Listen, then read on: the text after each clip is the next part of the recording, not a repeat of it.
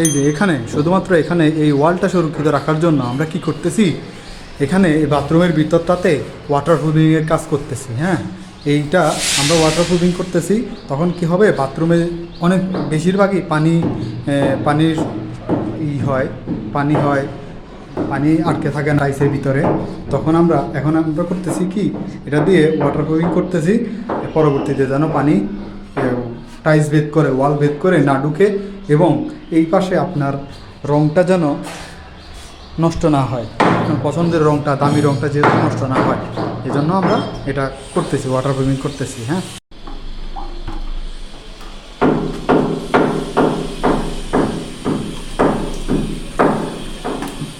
Washroom থেকে যেন পানি ভেদ করে না যায়, এজন্য আমরা আরএফএক্স লেটেক্স ব্যবহার করতেছি, যা আপনার ওয়াশরুমকে পুরোপুরি পানি ঢুকতে দিবে না, পুরোপুরি সিল করে দিবে, একদম নিরাপদ থাকবে আপনার ওয়াশরুম, এবং ওয়াশরুমের বাইরের ওয়ালটা পুরোপুরি সুরক্ষিত থাকবে, আপনার পছন্দের রঙটা উঠে যাবে না।